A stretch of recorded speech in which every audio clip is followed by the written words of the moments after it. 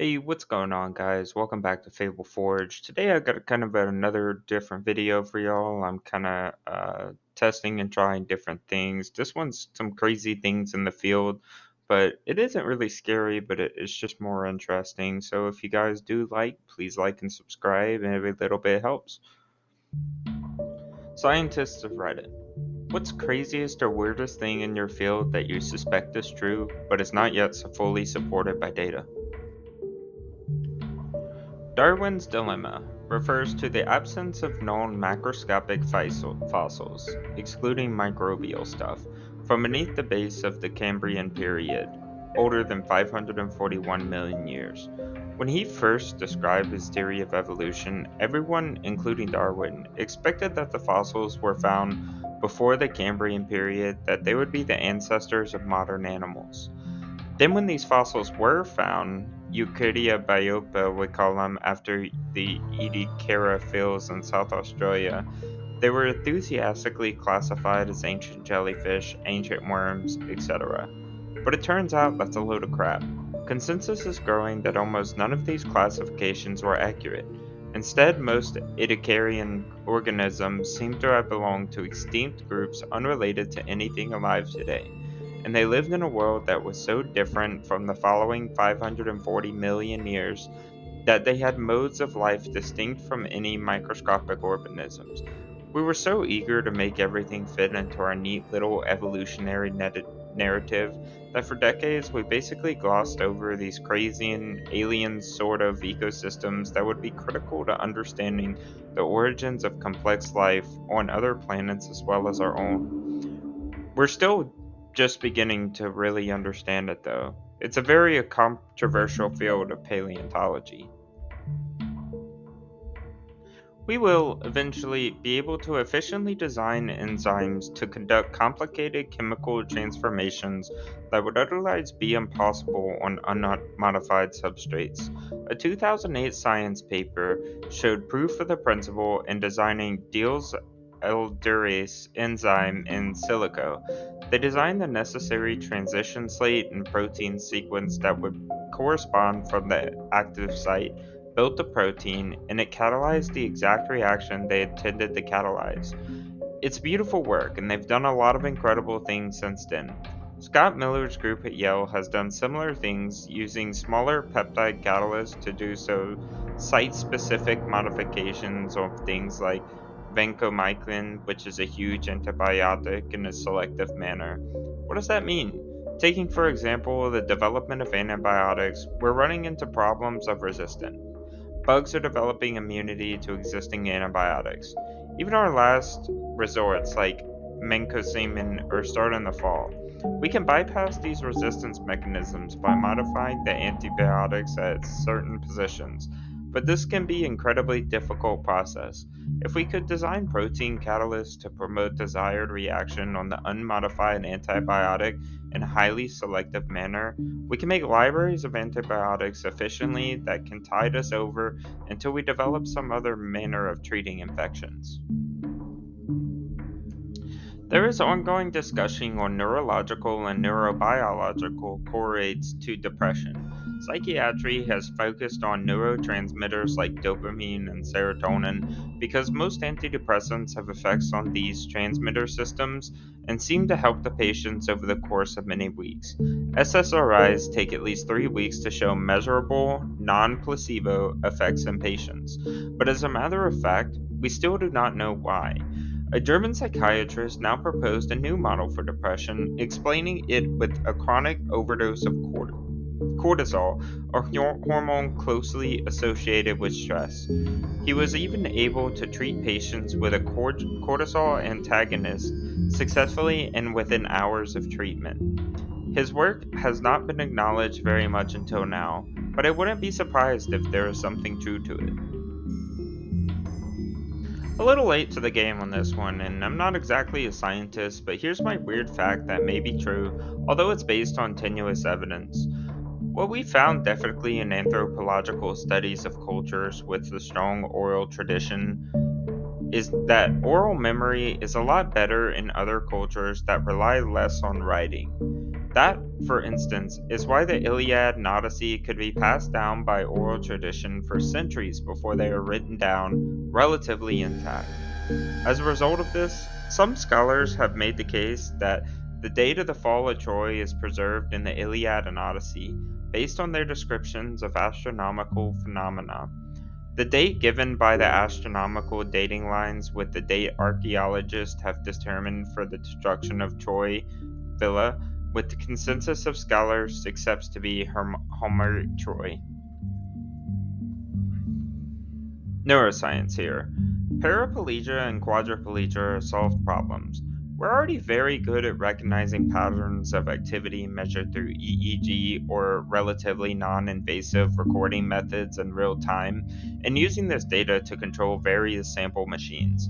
The next step is expanding the scale so that instead of controlling a computer mouse, a paralyzed individual controls legs or arms fluidly. Currently, the most well known researcher adapting this technology to allow paralyzed people to walk and move is Miguel Nicoleas, who plans to construct an exoskeleton to allow a paralyzed person to kick a soccer ball at the World Cup. Soon we will be able to make this feasible for real world application. Beyond that, the entire field of brain machine interface is booming. It is a natural adaptation of where neuroscience is, because you simply need to be able to recognize recurring patterns you observe when an individual thinks or does something to be able to use those patterns to control machines. It's a fancy trick to allow thought control without really understanding why or how those thoughts exist in the first place. Very, very cool stuff. Giving Viagra to pregnant women will help combat obesity. It is well known in science that being born small or growth restricted is strongly correlated with later obesity, hypertension, heart diseases, and type 2 diabetes. These babies are ill equipped for the calorie rich world we live in, and as a result, their bodies preferentially store fat and essentially gobble up any glucose or fat that enters their bodies. A huge amount of obesity we see today may be due to growth restrictions. Viagra works by opening up the blood vessels in the penis to allow an erection. Viagra could similarly open up the blood vessels to the placenta and therefore the baby, providing them with more nutrients in the womb to help them grow. We're currently testing this theory in mice, rats, and sheep. Clinical trials in humans are about to start. There are these things called Lorimer bursts in radio astronomy. The first detected only a few years ago, only 4 detections since. Basically, it's a huge burst of noise that lasts for a few milliseconds and disappears. The reason, by the way, these are so weird is that they're huge bursts of energy, and they come from about half the visible universe away from us. This should not happen, and no one really has an idea of how these things would be generated, since right now there's no models for it. Anyway, people still don't understand what they are. There's some discussion that it was a weather phenomenon for a while, and no one was telling things so far in Parkes Observatory in Australia has not seen them. So everyone in radio astronomy is eager to be the person who spots one at a not Parkes Observatory.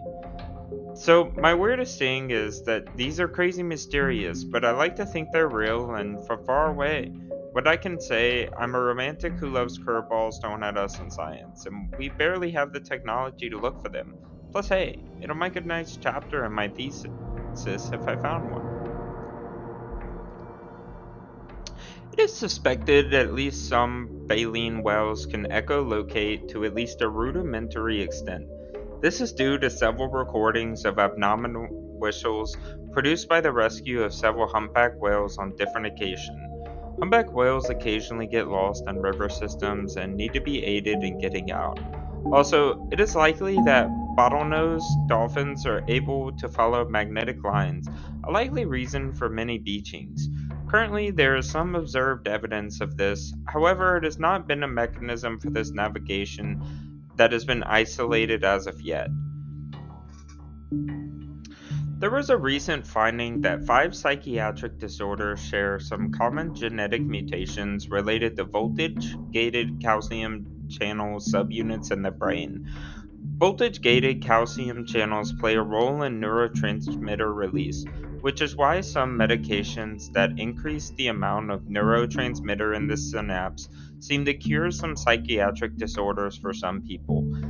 This also might pose why electroconvulsive shock therapy works for some patients in treating their previous treatment resistant depression. The shock activates the voltages gated channels that are affected by the mutation. Psychiatry is probably one of the least understood areas of medicine. We still have no idea what truly causes mental disorders. When personal genomic sequencing becomes readily accessible, even as a routine medical service, we should be able to place data into a controlled, anonymized database and use statistical analysis to essentially link most disease states and predispositions to their genetic bases. There are lots of combinoric black holes in the genome data right now, since we haven't been able to collect large scale high throughput disease slash genotype relationships on a genomic scale yet, due to the expense. Have to look at a company, 23andMe, for an example of a smaller scale version of this. They represent a good first step towards breaking down the cost and making personal genomics accessible regardless of social economic status. A lot of the accepted mechanisms for the way reactions occur are incomplete at best. Example: water and alkali metals go boom. The accepted mechanism is that the metal dissolves and loses an electron, which goes to an H plus to make an H, which combines with another H to make H2.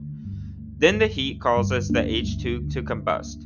However, recent observations of various colors associated with metal vapor evolving during the reaction suggest that the metal may be vaporizing at the interface with the water and that this reaction is occurring in the gas phase rather than a simple dissolution of the solid and subsequent electron change. And that'll be all for today, guys. If y'all made it this far, please throw me a like, subscribe, comment. Anything little helps as I'm trying to grow the channel. If y'all have anything that y'all want to see in the future for me to cover, or just have any really general comments about anything, I would really appreciate it. And guys, I hope y'all have a great week.